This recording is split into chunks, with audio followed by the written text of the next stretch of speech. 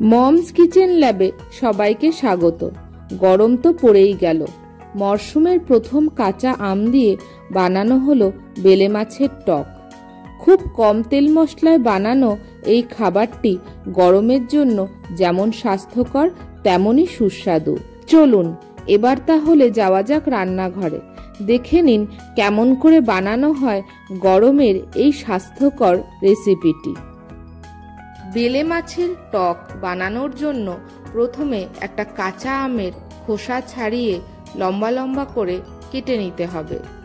গরমকালে এই মাছের টক আমাদের বাড়িতে প্রায়ই রান্না হয়, সবার খুব পছন্দের। বেলে মাছের পরিবর্তে অন্য যে কোনো মাছ দিয়েই এই মাছের টক রান্না করা যায়।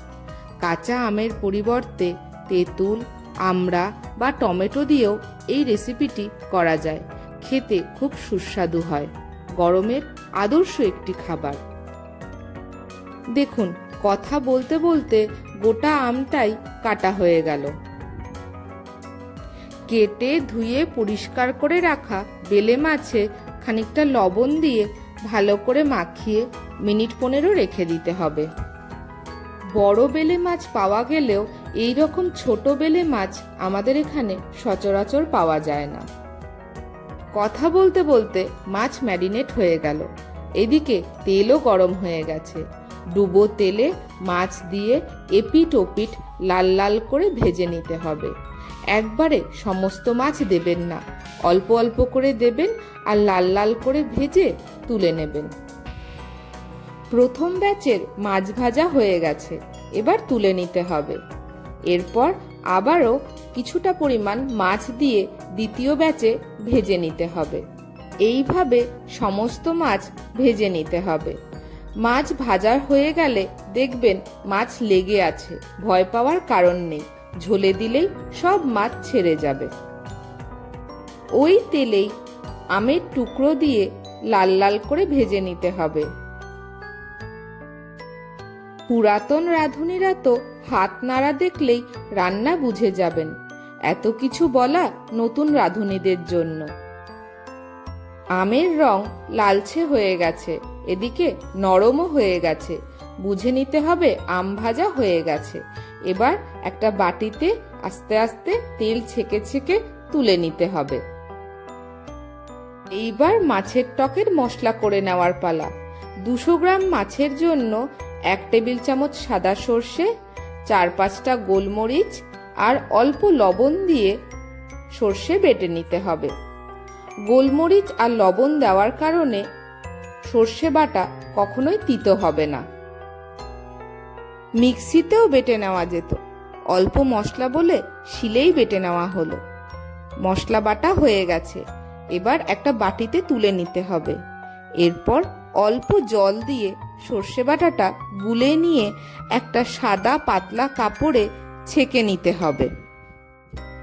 রান্নায় সর্ষের ছেঁকা জলটাই ব্যবহার করব। ছিবড়াটা ফেলে দিতে হবে।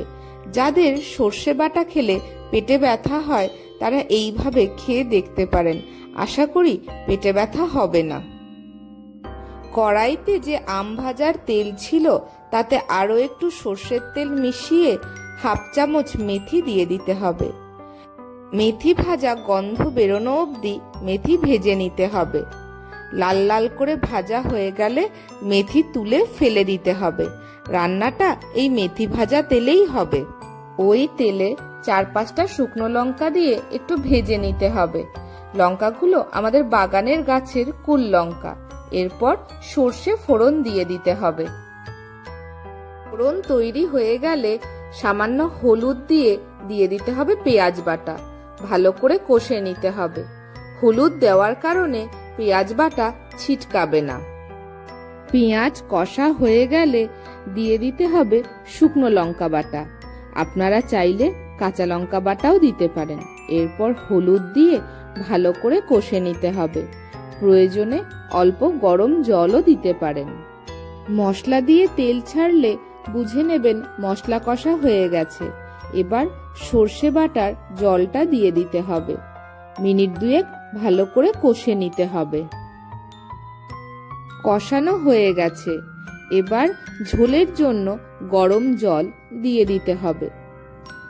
ভালো করে মিশিয়ে ঝোল ফোটা অবধি অপেক্ষা করতে হবে। ঝোল ফুটে উঠলে ভাজা মাছ দিয়ে দিতে হবে।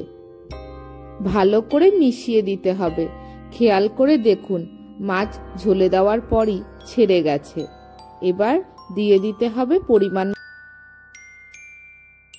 ভালো করে মিশিয়ে দিতে হবে। ঝোল ফুটে উঠলে একটা ঢাকনা চাপা দিয়ে মাছ সিদ্ধ হতে দিতে হবে। এই সময় গ্যাসের ফ্লেম মিডিয়াম টু লো রাখবেন। মিনিট 10 পর ঢাকনা তুলে ওপর থেকে ভেজে রাখা আমের টুকরোগুলো একে একে সাজিয়ে দিতে হবে। এরপর স্বাদ মতন চিনি দিয়ে দিতে হবে।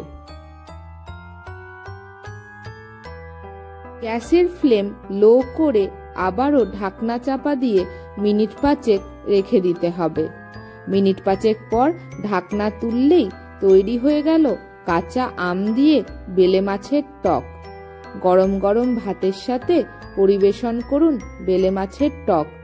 অপূর্ব স্বাদ হয় এই রেসিপির। ভিডিওটি কেমন লাগলো অবশ্যই কমেন্টে জানাবেন। লাইক, শেয়ার ও সাবস্ক্রাইব করে মমস কিচেন ল্যাবের পাশে থাকবেন। ভিডিওটি শেষ পর্যন্ত দেখার জন্য অসংখ্য ধন্যবাদ।